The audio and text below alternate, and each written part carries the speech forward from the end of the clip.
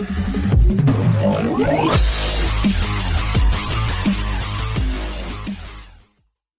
everyone, I am Bubbles BuzzerBeater, and this is the unofficial official BuzzerBeater YouTube channel, back again with another video. So before we get started, I wanted to say thanks to all of you who are supporting the channel.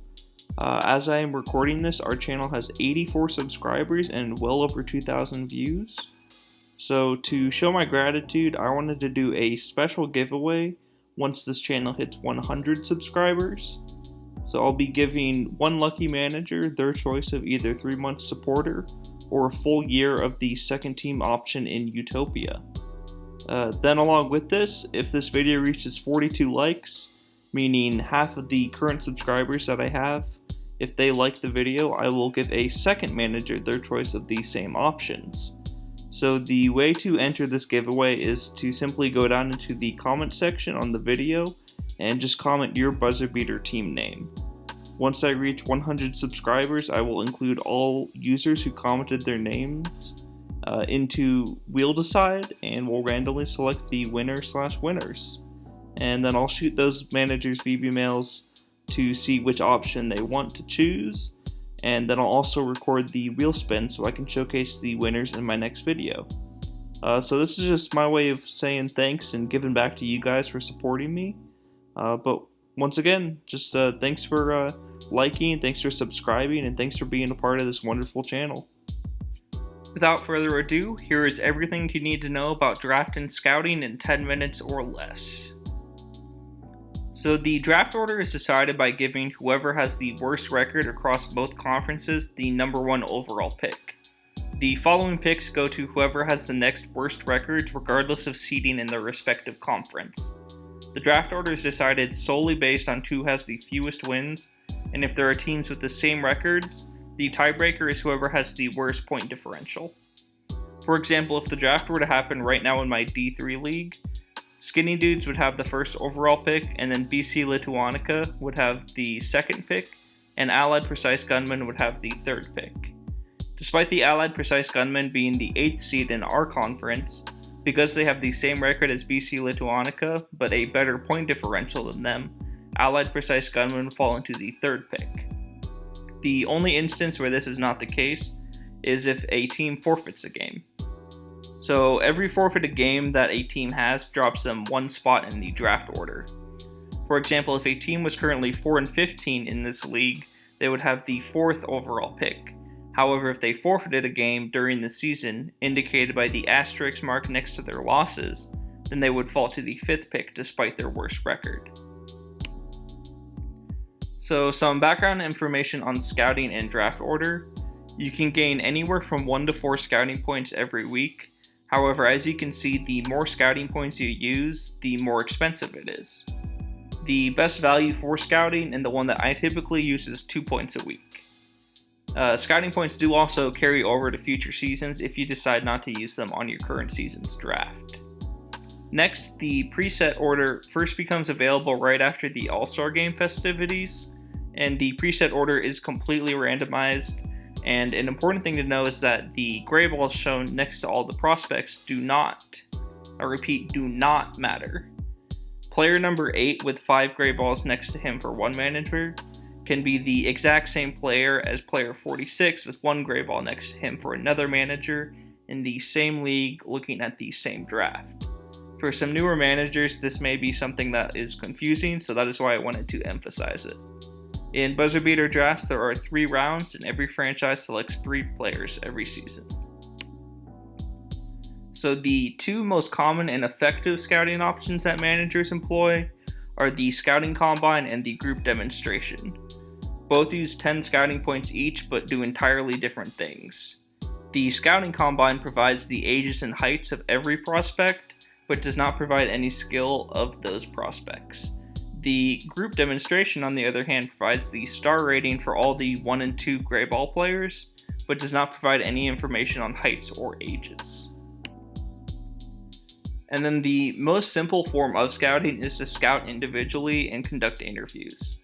While individual scouting is not the most efficient way to scout, sometimes it is necessary to find some hidden gems. As for interviewing, that is the only way to unveil prospects' potential. which is ultimately the most important thing when it comes to prospects. Typically, after those first scouting options that I already discussed, you are likely in a good spot to know how to order your prospects based on their potential, star rating, age, and height. But if you do have an excess of draft points left, or still want more information, you can make use of the practice drills. So while box scores may help you make some assumptions about players' skills, they shouldn't be considered a reliable source of information, and that's where this scouting option comes into play. These practice drills cost 10 scouting points per drill, but show what all 48 prospect skills look like in 2 categories.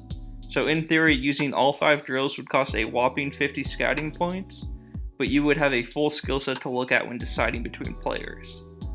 I don't personally have much experience using these, but if you do have a top 3 pick in the draft and have been saving up a lot of draft points, this option assures that you have your draft board as accurate as possible going into the draft. So what do star and potential ratings mean? The star ratings indicate the salary of the incoming draftee. The higher the star rating grade, the higher the player's salary is. For instance, an A+ grade prospect will have a higher salary than a prospect with an A- grade. But that doesn't always translate to the better player, just the player with the higher salary. The potential tiers are what is more important in my opinion, and are shown right here. I don't recommend drafting any players with 3-ball or lower potential, and that's just because you can't train them very long and they're not typically good players outside of the lower leagues. 4-ball potential players, on the other hand, can have perennial all-star or superstar potential and can be turned into solid U21 national team players or club players. 5-ball potential players can be MVP or Hall of Fame potential, and could become national team players or franchise cornerstones for your team for the next 10 to 15 seasons if they're trained well.